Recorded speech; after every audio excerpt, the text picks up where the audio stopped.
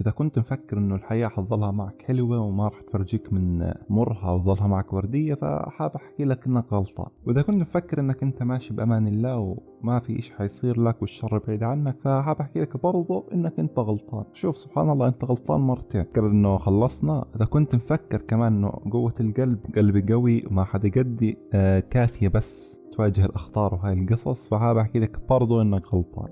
صاحب قصتنا لليوم واحد اسمه حارث. حارث هذا رجال طيب وما شاء الله عليه أخلاقه يعني يشهد بها الجميع، وهو يعني ما شاء الله عليه جثة، فاهم يعني جسم ما شاء الله تبارك الله، وهو عمره 19 سنة. يعني هذا لو يصير 25 سنة أتوقع بهجة الجميع. خلينا المهم بالمهم عايش طويل العمر بالمدينة مع أمه وأبوه. هذا صاحبنا الحارث كان عنده صاحب شهم وطيب ورجال يعني محترم. هذا كان اسمه عبد الرحمن. عبد الرحمن يعني زي ما تحكي البيست فريند للحارث، الأصدقاء المفضلون. كانوا دائما يطلعوا مع بعض وسوالفهم على التواصل الاجتماعي مع بعض، وهم أكثر اثنين يعني بحبوا بعض، الحارث وعبد الرحمن. تمام. طبعا الاثنين كانوا إيش جامعة، بعد راسي ما انتهت الجامعة وانتهت الامتحانات والمشاريع وانت عارف هاي القصص اللي ما لها أول من آخر، عبد الرحمن والحارث. الحارث قال لعبد الرحمن اسمع، احنا خلصنا والحمد لله الله ستر علينا، لازم نطلع ونروح نفلها على الريف. الريف يعني هادئ وفيش لا في ضوضاء ولا في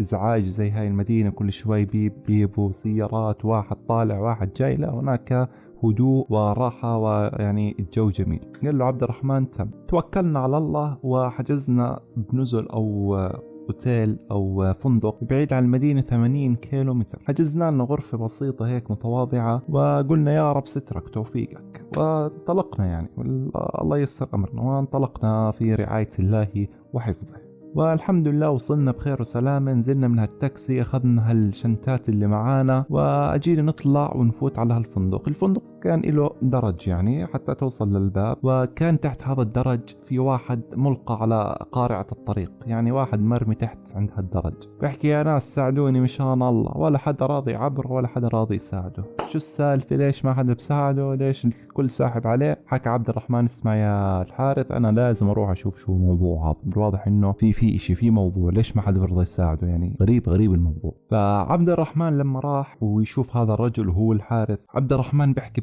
بنفسه يعني والله أنا ما بلوم الصراحة الناس إنها مش راضي تساعده. يا أخي هذا ما شاء الله عليه، أول شيء مبين عليه إنه هو يعني منظره رجال طيب ولبسه أحسن لبس، وما يعني مش فقير، فاهم كيف؟ لكن في إشي غريب، يعني بتلاحظ إنه عينيه طالعات لقدام، تمام، لونهن هيك أصفر على أحمر هيك، يعني في إشي غريب، يعني بتشوف عينيه بتحكي لا هذا مش إنسان طبيعي. والإشي يعني اللي بخليك تخاف الصراحة، عنده ابتسامة يا رجال لو تشوفها بتحكي أعوذ بالله من الشيطان الرجيم. عنده ابتسامة يطغى عليها الخبث، ابتسام خبيث أعوذ بالله. المهم حكينا بما إنه وصلنا عنده لازم نشوف شو وضعه. قلنا له السلام عليكم. وعليكم السلام. شو يا عم، شو أخبارك؟ شو بتعمل هلا لحالك؟ يعني ما شاء الله مبين عليك رجال محترم. قال والله يا عم زي ما أنت شايف، يا ريت إذا بتقدروا تساعدوني بس تحجزوا لي غرفة بهذا الفندق الجميل، حتى بس أرتب أموري، يعني أموري أنا بدي أرتبها وحتى أقدر أرجع أوقف على رجولي. قالوا له والله أنت ابشر، لكن قبل بس يعني ممكن نفهم شو قصتك، يعني ليش أنت وصلت فيك الحالة لهون؟ إيش الموضوع؟ أنا يا بعد راسي رجال طيب وثري والحمد لله الله فتحها علينا وساترنا من فضله، لكن اللي صار عندي أنا ولدين. يوم ما كبرت مسكوني وحطوني هنا على الشارع وأخذوا كل اللي معي وخلوني هنا مرمي، لا معي قرش ولا معي غطاء ولا معي أي إشي غير هالبدلة اللي أنا لابسها. الواضح يا ابني إني ما قدرت أخليهم محترمين مثلك ومربيين مثلك، وأخطيت في تربيتهم. بعد ما سمعوا القصة قالوا له والله أنت ابشر، غرفة تجيك هسه. حكى لهم والله الله يسعدكم ما بتقصروا، بس يا ريت يعني إذا كان في مستطاع استأجروا لي الغرفة رقم 7. ليش يا عم؟ لأنها بتطل على البيت تاعي. قالوا والله تبشر، يعني فاضية إن نعطيك الغرفة رقم 7، لكن إذا ما كانت فاضية الصراحة اسمح لنا نستأجر لك أي غرفة. قال لهم تم. راحوا استأجروا هالغرفة، لقوا الغرفة رقم 7 فاضية. طبعا قبل ما يستأجروا الغرفة حاب أحكي لكم إنه هذا الأوتيل أو هذا الفندق قديم كثير لدرجة يا جماعة إنه هذا يعني متكسر زي ما تحكي. هذا بس هنا هيك حكم المنطقة زي شبه مقطوعة، فحاطين هذا النزل تمشاية حال، يعني بتقدر تحكي إنه الليلة الواحدة $3. $3 تعرف شو يعني $3؟ يعني حق ساندويشة. فكثير يعتبر رخيص، يعني هو مش نجمة، هو تقريبا نص نجمة. المهم يا جماعة عبد الرحمن الواضح انه اقتنع برواية هذا الرجل، يعني شاف انه رجل كبير بالسن، الواضح انه صادق. لكن الحارث كان عنده وجهة نظر اخرى، حكى كيف هذا معقول يعني يخسر ماله بهاي البساطة، يعني ومعقول كمان خسره بدون ما يوقع على بعض الأوراق، يعني هيك أخذوا ماله السلام عليكم، يعني ما في بنوك ما في شيء يا أخي، قوانين يا أخي وين القوانين، أخذوا مالك هيك زي السلام عليكم يا أخي. في موضوع خبيث بالموضوع مثل ابتسامتك، والابتسامة تاعته قصة ثانية. والحارث بيحكي إنه إيش الغريب الثاني إنه كانت ابتسامته مش ابتسامة واحد طبيعي، يعني ابتسامة خبيثة، ابتسامة مع كلام معسول. هذا أقوى نوع، يعني هذا إشي بخوف على الآخر. يعني بحاول أعمل لكم أجواء بخوف على الآخر وكذا، إن شاء الله تكون إن شاء الله خفتوا إن شاء الله. المهم ملخص الكلام إنه الحارث كان خايف من الابتسامة الخبيثة هاي، وكان كل ما يتذكرها يحس بقشعرير بجسمه، يعني في إشي مش طبيعي الواضح. المهم مالكم الطويلة حجزنا غرفتين، الأولى رقم 6 اللي هي للحارث وعبد الرحمن، والثانية اللي هي رقم 7 اللي هي لهذا الرجل الغريب. بدناش نحكي شيء ثاني. الغرفة اللي استأجرناها اللي هي رقم 6 اللي هي لي ولعبد الرحمن أو للحارث عبد الرحمن كانت غرفة عادية يعني، لكنها شباك، وهذا الشباك فيه مشكلة الصراحة، واللي عامله يعني لازم عادي النظر الصراحة في تنفيذه. كان هذا الشباك بطل على شجرة، والشجرة هاي حاجب الرؤية كلها، يعني هي يعني شباك وقلته واحد بس بدخل هواء وبطلع هواء، عكس الغرفة الثانية. الغرفة الثانية تاعت الرجل العجوز لا، هذيك كانت مختلفة تماما عن كل غرف الفندق، يعني زي ما تقول العجوز هذا اختار الغرفة الصح. سبحان الله، هل هاي صدفة يعني؟ الآن راح نعرف. لأن غرفة هذا العجوز كان فيها زي ما حكينا أول شيء إنها مختلفة عن كل الغرف تاعت هذا الفندق، لكن كمان في شيء بيميزها، فيها شباك بيطل على قصر. هذا القصر متهالك وقديم، يعني زي ما تحكي حالته أسوأ من حالة الفندق، يعني إذا الفندق نص نجمة هذا غير مصنف حتى. بس خليني احكي لكم اخوان كمان تفاصيل عن هاي الغرفة. الغرفة هاي كانت تاعت العجوز فيها مطبخ وفيها حمام. الحمام هذا يا جماعة هو هاي الغرفة الوحيدة اللي فيها حمام، باقي الغرف كلها مشتركة بحمام واحد. متخيل يعني تقريبا الفندق فيه نحكي 20 غرفة، 20 غرفة هذول على حمام واحد، الا غرفة واحدة اللي هي غرفة العجوز لها حمام خاص، فشيء غريب.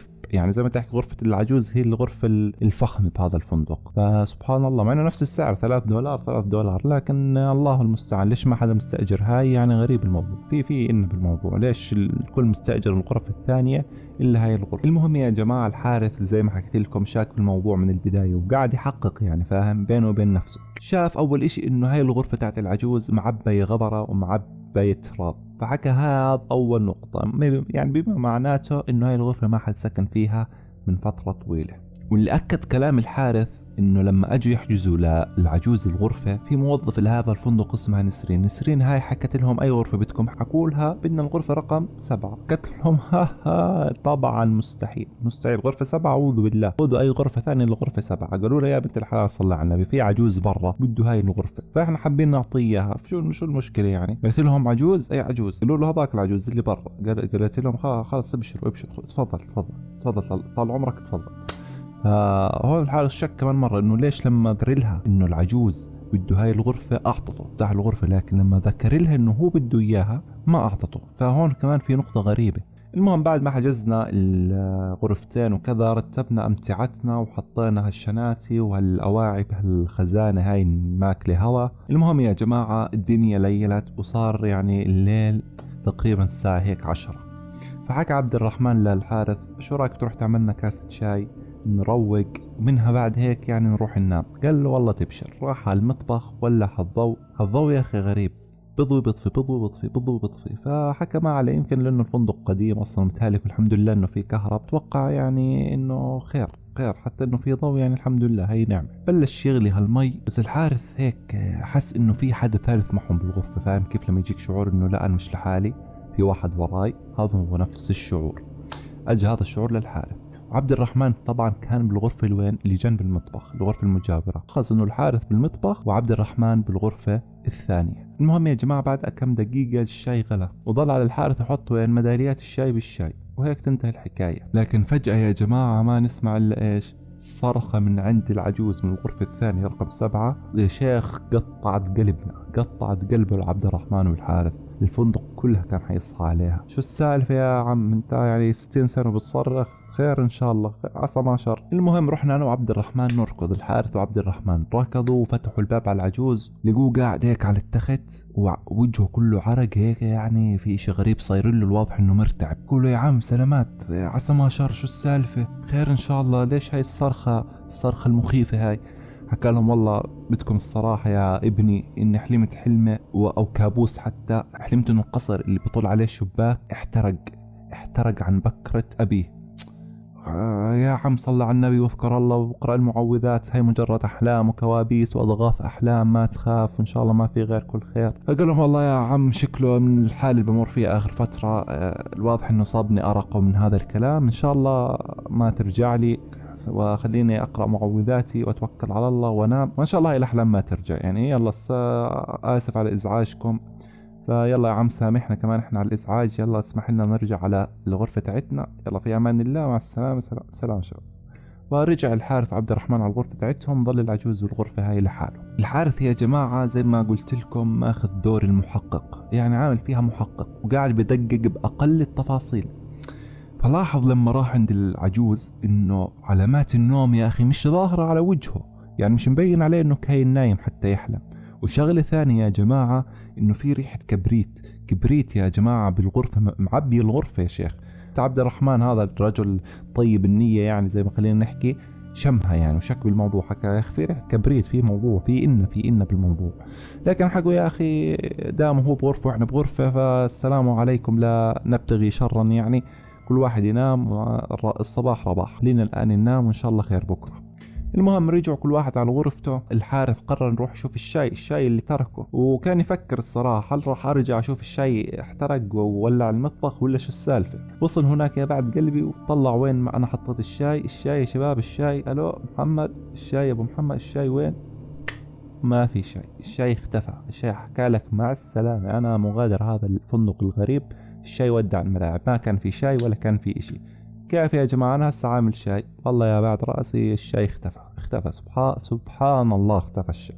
المهم يا جماعة اللي خلى الموضوع يعني يصير فعلا رعب إنه الكهرباء بالغرفة أو بالفندق هذا انقطعت الكهرباء. وأول ما يشوف الحارث الكهرباء انقطعت ويحكي لا إله إلا الله، شو البلش اللي بلشناه هاي يا عبد الرحمن؟ وين الشمع اللي جبناه معانا؟ وين الشمع حطيناه احنا؟ لا موجود بالمطبخ ولا بالشناتي، وين وديناه يا عبد الرحمن؟ الو عبد الرحمن. لم يعد يجيب عبد الرحمن خرج عن التغطية. فالحارث قال يمكن راح الحمام، زي ما حكيت لكم انه كل غرف الفندق مشتركة بحمام واحد، فحكي يمكن طلع وما حسيت فيه، مع اني يعني الصراحة ما اتوقع يطلع، لانه كان حيحكي لي انا هيني طالع، فيعني حبيت احكي لك، لكن ما قال، فحكي ممكن يكون طلع يعني وما قال لي، بظل احتمال قائم، لكن أنا شايف الصراحة بعيد. المهم يا جماعة طلعت من المطبخ، أو الحارث طلع من المطبخ، شاف نور بيجي من الباب الرئيسي للغرفة، اللي هو الباب الرئيسي اللي بفوت على الغرفة، فيه ضوء جاي من تحت، فقرب عليه وهو بتحسس يمين يسار حتى لا يقع، نزل راسه يعني، وشاف من تحت الباب، احذروا فندق الكهرباء فيه موجودة، لكن الكهرباء قاطعة عن الغرفة اللي هم فيها، اللي هي الغرفة رقم 6. الغرفة رقم 6 الكهرباء عنها انقطعت، الفندق الكهرباء فيه موجودة. سبحان الله، ماذا يحدث يا شباب؟ المهم يا جماعة وهو قاعد بفكر الحارث شو القصة وكيف الغرفة قاطعة الكهرباء عنها تاعتنا، والفندق جاي عنده الكهرباء، شو السالفة؟ ولا فجأة الكهرباء ترجع الغرفة. حكى يمكن كان عطل بسيط هيك، يعني الله أعلم، الفندق مو نص نجمة. لكن في شيء غريب برضه، الغرفة اللي فيها عبد الرحمن اللي هي غرفة النوم، اللي كانوا أصلا لازم يروح عليها بعد ما يعمل شاي ويجيب الشاي يروحوا يشربوه هناك وبعدين يناموا، الغرفة هناك الكهرباء لسه فيها قاطعة. طب هي رجعت الكهرباء، ليش هي الغرفة الوحيدة الكهرباء فيها قاطعة؟ ما هي كانت مضوية قبل شوي، غرفة مطفية، شو السالفة؟ الحارث قال والله يا جماعة غير أروح أشوف شو السالفة. هو قلبه خايف، حاس في إشي غلط، في إن بالموضوع مش طبيعي اللي بيصير. راح الغرفة، لقي الكبسة تاعت الغرفة اللي بتضوي الضوء بتطفيه، السويتش يعني، محطوط على الأوف، مطفية الغرفة.